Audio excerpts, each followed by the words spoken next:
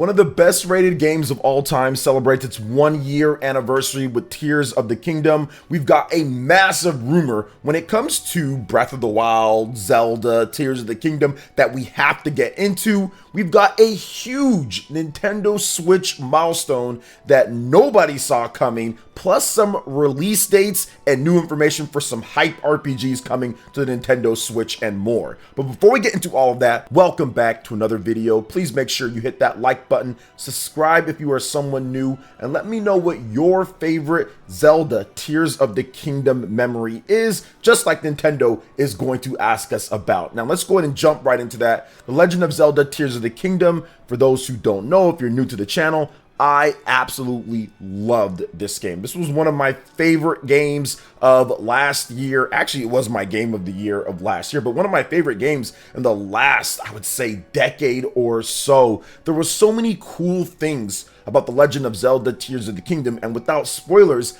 the ending was absolutely one of my favorite things. It was such a majestic and awesome way to cap off that 100+ hour experience. I was blown away by what happened. Now, it's not perfect. There are some rough edges with the game when it comes to some of the stuff in the depths, how they could have handled that. There's some really cool things. There's some stuff that's not as fun. There's some other things that they could have done with the story and plot and characters. But overall, as an experience, building off of one of the greatest games of all time, one of the games that had the biggest impact because it launched with the system and everything, it's going to be hard to replicate that. You can't, considering it's a sequel and it's on a system that we already know and it's not launching with it. But I'll still say, as a game itself, The Legend of Zelda Tears of the Kingdom trumps The Legend of Zelda Breath of the Wild in pretty much every single aspect. So I loved what they did with the game, the manipulation, the tools, the different types of physics.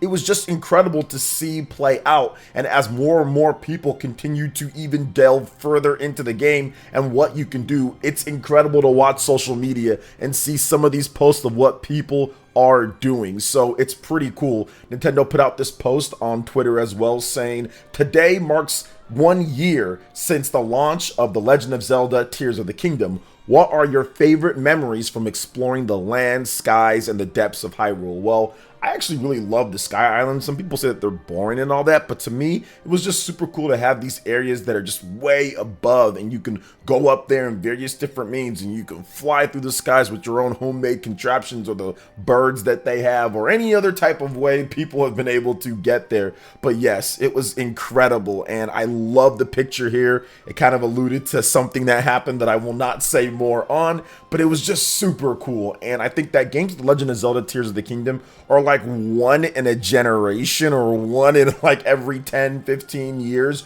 or so. You just don't see games built like this, and what they were able to do on the Nintendo Switch hardware kind of puts a lot of other companies that have way more resources or money or time or whatever the case is to shame, because they were able to optimize the heck out of this game. They were able to get the most out of it and create brand new physics and calculations to do things that nobody would have ever thought possible. So I do want to give big love, big shout outs to The Legend of Zelda Tears of the Kingdom and the dev team that worked incredibly hard to get this game out and get it ready, and it launching pretty much bug free. I don't think there was a single time that I had a glitch, a crash, or anything like that. I know there are some people that did have some issues, but for the most part, it was really good. And I think that's also one of my favorite things about the game, because usually open world games like this, you're going to get problems, and it's understandable because of how much stuff there is. But in this game, not a single crash, bug, glitch, problem, or anything like that. So that's also big props to the Zelda team. Now, let's move on to the next thing that I think you guys are going to be incredibly excited about, and that is this new codename rumor Zelda game that Nintendo is working on. Now, there's two different rumors here.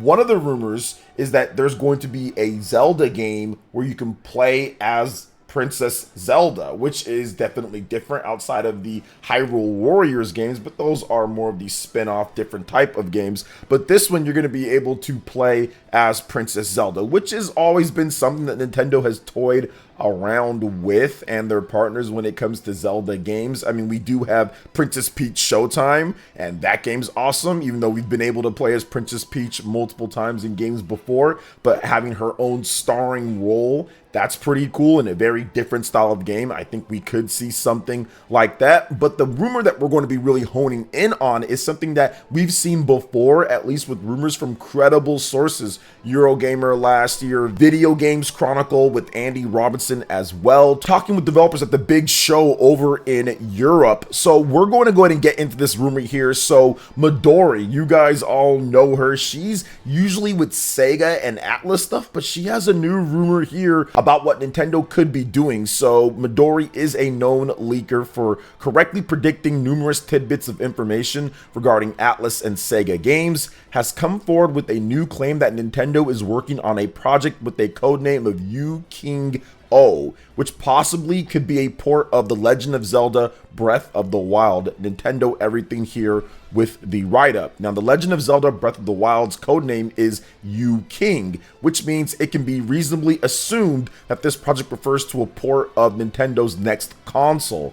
It's also safe to assume that this port could come with improvements. A higher resolution and frame rate would nearly guaranteed if this were the case. That being said, it's unclear if this project is a completely different version of Breath of the Wild that would need to be repurchased, or if Nintendo would offer the option to pay a smaller fee to upgrade the game and save you already own. While this technically could be a completely separate game, Hyrule Warriors Age of Calamity's codename is Century, meaning that if the project is real, it is almost certainly a Breath of the Wild port.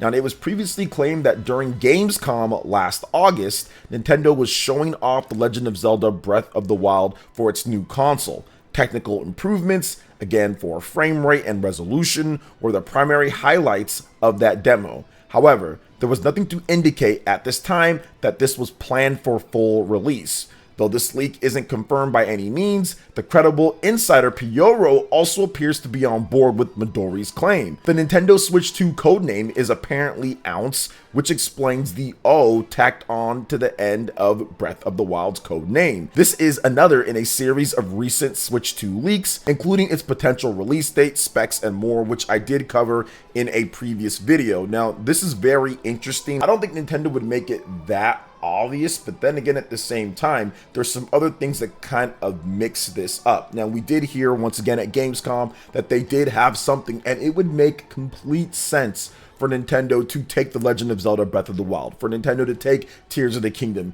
and remaster or upport these games or patch them to run better and release them again. You can just make more money on top of the mountains of cash you already made. There's a lot of people that would love to play a 60 frames per second official version with 1440p or 1080p or whatever visuals of The Legend of Zelda Breath of the Wild and Tears of the Kingdom. They could even do something super crazy here and have a double pack of The Legend of Zelda Tears of the Kingdom with The Legend of Zelda Breath of the Wild and sell those together. I do think that it's possible that Nintendo does this and they up-res it and they do all sorts of cool stuff with the frame rate and all of that, the DLSS, they add stuff. I mean, it could be really cool, or they might want to do one at a time. I'm not exactly sure what the plan is, but it does fall in the footsteps of something that we heard about with Gamescom last year and something that I just think Nintendo would do. Nintendo is known for taking some of their previous games and up-resing them or remastering them and putting them out on the next system. We saw that multiple times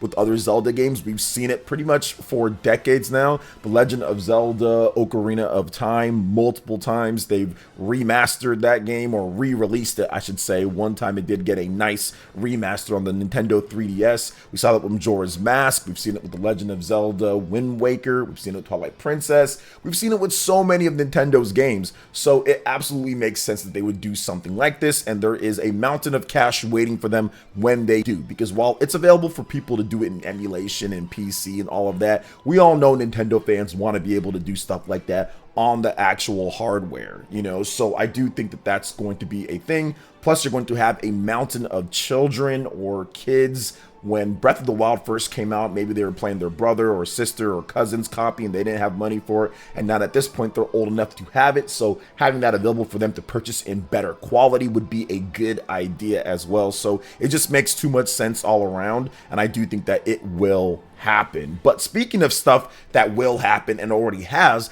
let's talk about this crazy stat from Nintendo's recent investor meeting. And once again, this is just something that I never really expected. I knew that Nintendo was making a lot of profit, but I didn't know it was like this. So apparently, Nintendo Switch profits, the era profits, so from the Switch era, that's from 2017 to now at this point, right now, are more combined than all of Nintendo's other eras. Think about that for a second. Every single other era, Nintendo Switch has more profit. That's why Nintendo has held on to this system for so long. They're making so much money on it. There was no point to really rush out some type of successor, despite people saying they need to do this or they need to do that. That wasn't going to happen. Now, the Nintendo Switch has been so successful when it comes down to it. If you look from 1981 to 2016. You look at those era profits, okay? From 81 to 2016, Mr. Pierre485 put all of this together on Twitter. So make sure you guys check out his Twitter post and give him a follow if you can. And he clearly shows here that, yeah, Nintendo's net profit increased to 490.6 billion yen. That is setting a new record. So what does that translate out to us? Because that's just a corporation getting a ton of money. How does it actually affect us, the consumer? Well, I think that a lot of these profits are going to be reinvested back into making more Switch games, getting more developers, and making more of what we love. If you look at Nintendo and how they operate things, they're not like Xbox. They're not like Sony, where they want to go out there and purchase other types of companies and see what they can do to get from them. And then if it goes well, then hey, everything's good. If not, then they might be on the chopping block, like Tango, for example. So I feel that Nintendo, they say, hey, we're going to get our own people. We're going to train them right out from college or whatever, and we're going to get them to know how to make the games that we want them to make, like the Marios and the Zeldas and the Nintendo type of way. And that's the main difference. That's why Nintendo doesn't do acquisitions and all of that. I talked about that. Nintendo discussed this further to investors, because what investors see is Microsoft and so many of those other companies buying up everything. They're saying, wait a minute, you're going to be left behind. But with this type of profit and with the amount of employees that Nintendo's training up and the amount of new blood that we've seen when it comes to big games like Super Mario Odyssey, when that came out, the Legend of Zelda Tears of the Kingdom, new blood infused into the classic style of Nintendo titles, I think that this is the right way to go. Nintendo needs to do better when it comes to the online. That needs to be a huge investment. The NPLN system, that is the new system implemented on the Nintendo Switch, and they've been using it since 2021. That needs to make huge strides. We need to see how Nintendo does with Nintendo Switch Online. That needs to continue to get better, needs to add more systems and more games. They need to get more of a regular release that's coming out. There's a number of things this money can do. They need to make sure that they pay their employees and people are happy working, because if people are happy, you're going to get better products, which Nintendo, for the most part, there's some slip-ups here and there, but for the most part, they're really good with that, making sure that their marketing is on point and people don't want to leave the job. So these are all things I think that this massive amount of profit is going in towards, as Nintendo has one of the highest rated, or at least the retention rate. It's like a decade plus or something like that for their employees. So people stay there for a very long time. So that's what this profit is going into. It's going into the people making the games. It's going into getting new people in. It's going into the IPs. If you look at the Nintendo Switch, I think there's around 67 plus million selling first party titles for the Switch era, which is just crazy. I don't think there's any other system that's even close to that first party wise on one platform to have that many million plus selling titles. So definitely interesting when it comes down to it. And I feel that things are going to get even crazier when it comes to Nintendo's games and what they plan on doing and the size of the company, because of everything that's happened so far with the Switch. But let's see if they can continue it. I think that they will, based on some of the things that we're hearing so far with the Nintendo Switch 2 hardware and what they're planning on. But let's go ahead and move on to the next topic here. We've got a release date for a game that I'm very excited about, Reynatis, here in the West, September 27th, which is a little bit earlier than I thought. The game is going to be released in Japan in July, so we're getting it right there in September. So urban fantasy action RPG Reynatis will launch for the PS5, PS4, Nintendo Switch, and PC via Steam on September 27th in the West. NIS America has officially announced pre-orders for the limited edition are now available on the NIS America web store for $99.99. It includes a copy of the game, collector's box, art book, acrylic art, print, multi-panel art print, and Digipack original mini soundtrack. And another really exciting thing about this game, outside of the cool action RPG aesthetics and everything like that, is that there will be a special crossover content in the game with Square Enix Neo The World Ends With You, featuring characters, locations, and enemies from that game. So I think that this is great. One, to obviously, you know, get some cool other characters and enemies and all that in a game that has a similar theme, but two, let people know about Neo The World Ends With You. This is great marketing, the type of marketing that people would have loved to see with Neo The World Ends With You when it was coming out a few years ago. So to see that they're doing this is very good. I think it's going to help bump up sales if people do enjoy Reynatis. Say, okay, maybe I'll check out Neo The World Ends With You, and people that like the Neo The World Ends With You saying, hey, maybe I'll check out Reynatis, because they are similar types of games when it comes to aesthetically. Gameplay wise, they do play differently, but they're both action RPGs, and they kind of have cool different types of movement and weapons and magic and things like that. So I'm very, very excited for this game. I think it looks awesome. So what do you guys think about the new gameplay and everything that we've gotten here as well? I think it's looking pretty cool. New information too on Gematsu if you want to check out the full details on that. But I do want to go over one more thing, which I didn't get on the channel. If you watched my reaction on a live stream, you saw it. But I just wanted to say this about Shin Megami Tensei 5 Vengeance. They revealed a bunch of new information. I mean, people are saying that, yo, the original SMT 5 is the beta, and this is the actual release 1.0 version. But I think that a lot of these things are just stuff that people ask for, and then time, right? It's stuff that people asked for from the original that was missed, and then just time to actually develop it. The past 3 years they've been spending kind of cooking all of this up. But the coolest thing, outside of all the cool quality of life features and the much needed updates, the frame rate, resolution, all that stuff is awesome, but you can play as Demi Fiend. Yes, the return of the demon. The downloadable content quests sold in SMT5 are included in the title as standard features. So this one, SMT5 Vengeance, will come with all that DLC. And one of them is Return of the True Demon. Can be completed by fulfilling certain conditions. Chaos. Demi Fiend can be added as your party member. Yes, a true challenge for the experienced adventurer. This quest will test your tactics and courage in battle like no other. But yes, you will be able to add Demi Fiend to your party, to your crew, and that is just absolutely incredible. Now, another thing that I think is really cool that wasn't in the base game is the virtual trainer. Now, this is located within the Diet building, is the virtual trainer, which allows you to challenge past foes in either a single fight or a series of continuous battles.